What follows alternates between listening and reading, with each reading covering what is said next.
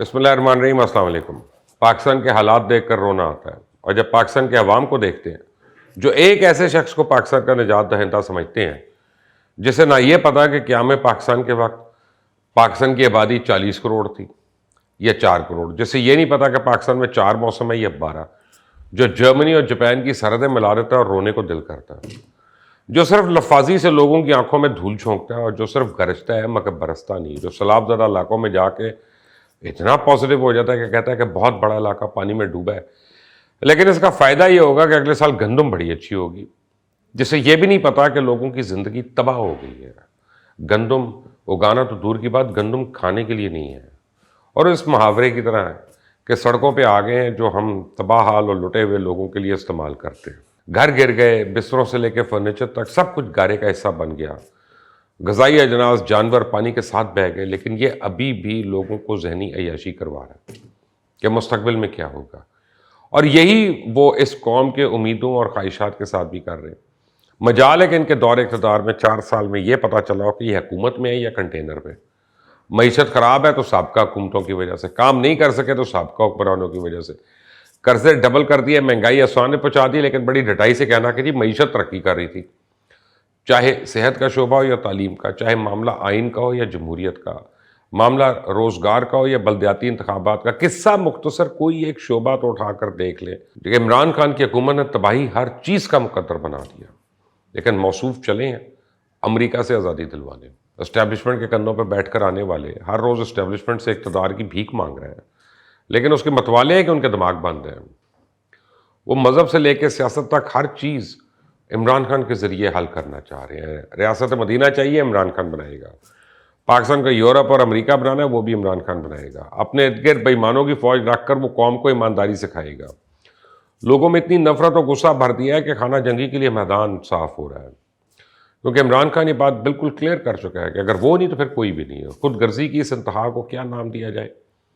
ملک میں فساد پھیلا کر اپنے اقتدار کا راستہ صاف کرنے والا قوم کا مسیحا بنا بیٹھا ہے، لیکن یہ ایک حقیقت ہے کہ یہ زیادہ دیر نہیں چلے گا، کیونکہ خدا کے ہاں دیر ہے، اندھیر نہیں۔ امریکن پریزیڈنٹ ابراہم لنکن نے تو خوب کہا تھا نا کہ آپ طویل عرصے کے لیے کچھ لوگوں کو بیوقوف بنا سکتے ہیں، کچھ عرصے کے لیے بہت سے لوگوں کو احمق بنا سکتے ہیں۔ یہ ممکن نہیں ہے کہ آپ سب لوگوں کو ہمیشہ بیوقوف بنا سکیں۔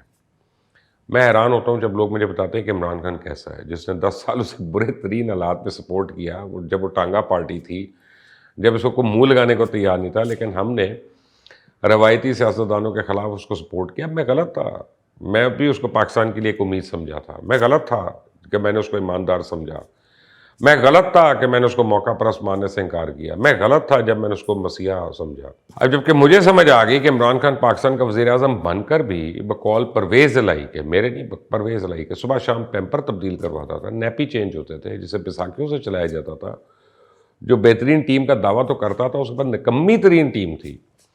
وہ وعدے اور دعوے تو ایسے کرتا ہے جیسے سبزی والا سڑی ہوئی سبزی قسمیں کھا کر بیچ دیتا ہے، اسے پرواہ ہی نہیں کہ جھوٹ اور یو ٹرن میں کیا فرق ہے۔ عمران خان نفرت کی سیاست کا چیمپئن بن چکا ہے۔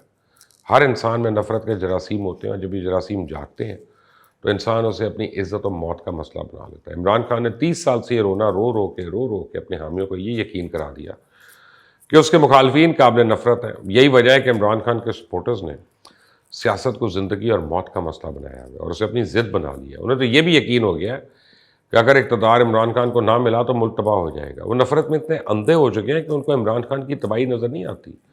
وہ 1 کروڑ نوکریاں، 50 لاکھ گھر، نیا پاکستان، وزیر اعظم ہاؤس کو یونیورسٹی بنانا سمیت ہر جھوٹے وعدے کو قصہ ماضی بنا چکے ہیں، اور دوبارہ سے اس فریب میں آنے کے لیے دل و جان سے کوشش کر رہے ہیں۔ اور عمران خان نے ان کو ایک ایسی ٹرک کی بتی کے پیچھے لگایا ہوا ہے کہ قوم جاگ گئی ہے، شعور بیدار ہو گیا ہے۔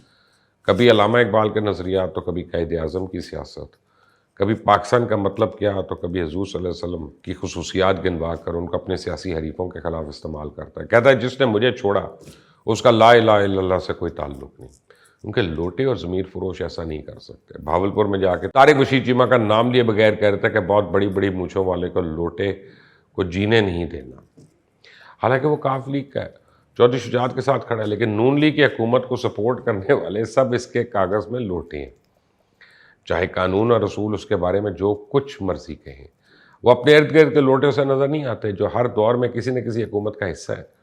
3 پارٹیوں کو چند سالوں میں تبدیل کیا، ہمیشہ حکومت کا راستہ اختیار کیا، درجنوں نون لیگ کے لوگوں کو الیکشن سے پہلے مفلر پہنائے، وہ سب معاف۔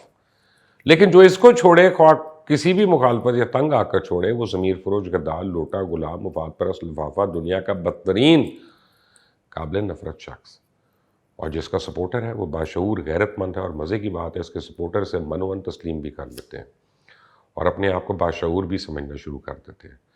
ایسے باشعور جنہیں عمران خان کے مخالفین کی کرپشن تو نظر آتی ہے، لیکن فرح گوگی کی کرپشن، اس کو کرپشن ہی نہیں سمجھتے۔ نواز شریف کی منی لانڈرنگ سمجھ آتی ہے، لیکن فورن فنڈنگ کیس ماننے سے انکار کر دیتے ہیں۔ عمران خان کے بیانیے کے غلام بن چکے ہیں، کہتے ہیں کیا ہم غلام ہیں، اور جب انہیں عمران خان کی اصلیت بتانے کی کوشش کرو کہتے ہیں کیا وہ ٹھیک ہے۔ وہ حق سچ کا ساتھ دینے کا دعویٰ تو کر رہے ہیں، لیکن نفرت کے ساتھ کھڑے ہیں۔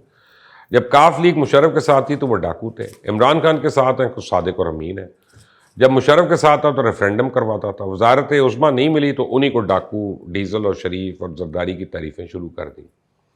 میں 2008 کی بات کر رہا ہوں، جس کا شارٹ میں آپ کو کئی دفعہ دکھا چکا ہوں۔ دین یہ ریاست مدینہ کے نام پہ بیچ رہا ہے، غداری کے فتوے دے کر میر جعفر، میر صادق یہ بنا رہا ہے، غلام قوم کی غلامی سے یہ کھیل رہا ہے، جذباتی قوم کے جذبات سے کھیل رہا ہے، اب نظریہ پاکستان اور قائد اعظم کو بیچنے میں مصروف ہے، اور اس سے پہلے لوگوں کے خوابوں کا یہ سودا کر چکا ہے۔ اقتدار کے لیے مقتدر حلقوں کی منتیں کر رہا ہے۔ امریکہ میں CIA اہلکار کی PR کمپنی سے یہ امریکہ میں اپنے تعلقات بنانے کی کوشش کر رہا ہے، اور قوم یہ کہہ کر خوش ہے کیا ہم غلام ہیں۔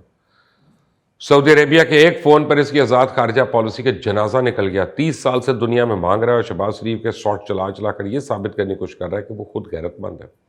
شہباز شریف سعودی عرب گیا تو عمران خان نہیں گیا، شہباز شریف عرب امارات گیا تو عمران خان بھیک مانگنے نہیں گیا تھا، انہوں نے IMF کی غلامی کی تو کیا عمران خان نے نہیں کی؟ یہ کسی کو نظر نہیں آئے گا، کیونکہ اتنی تقسیم ہو چکی ہے، سوشل تقسیم ہو چکی ہے کہ صحافیوں سے لے کے سپورٹرز اور ووٹرز تک سب اپنی مرضی اور منشا کے خلاف نہ کو بات رکھنے کی جرات رکھتے ہیں، نہ ہی سننے کی۔ لیکن سوچنے کی بات یہ ہے کہ جو شخص دوسروں کے کپڑے اتارنے کا ماہر ہو، دوسروں کو چھوٹا دیکھ کر اپنے آپ کو بڑا دیکھنے کی کوشش کرے، بھلا وہ پاکستان کے لیے کیسے بڑا ہو سکتا ہے؟ امیدوں کے نام پر پہلے بھی عمران خان کو اقتدار ملا، شاید مستقبل میں کبھی ملے، لیکن حقیقت یہ ہے اسی کارکردگی کی پوری فلم ہم دے چکے ہیں، ٹریلر نہیں، فلم۔ جو آگے جو سیکول ہے اس فلم کا وہ بھی کوئی مختلف نہیں ہوگا۔ آئندہ تک کے لیے اجازت دیں، اللہ حافظ۔